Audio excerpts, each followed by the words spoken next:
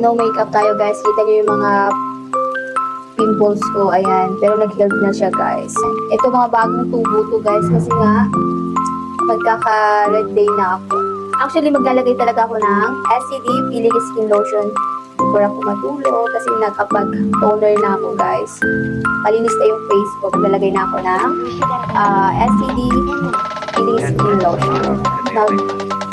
Back to review ako guys.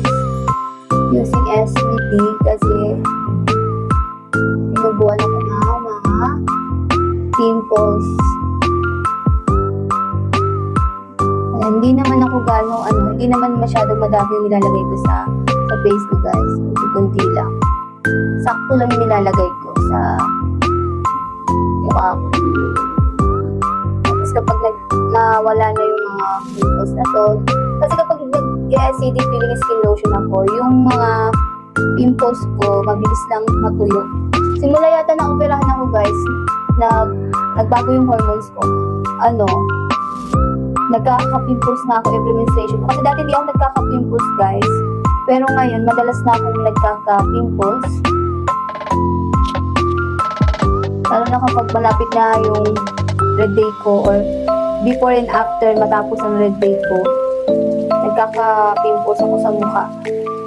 Kaya kapag napapansin ko na dumadami na siya sa mukha ko, bumabalik ako dito sa SCD Peeling Skin Lotion para matanggal yung mga pinagdaanan at yung mga dry skin ko yun. Sa gabi ko lang to nilalagay para sa gabi ko lang nilalagay yung SCD guys. Ang ganyan ko lang po siya nilalagay sa face ko. Dapat small amount lang guys kapag naglagay kayo nito.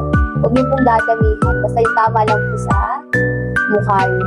Ganyan lang guys paglagay hanggang sa sa skin mo. Matuyo na siya sa skin. Pinababad ko lang siya magdamag sa face ko guys.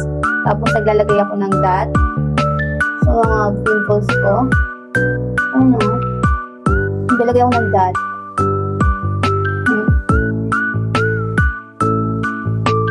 Naglalagay ako ng dot para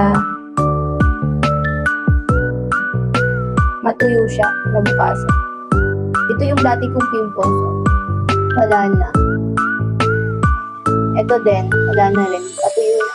Ano na siya guys, pa-healed na siya. Naiiwan na lang, pero mawawala din yan katagalan.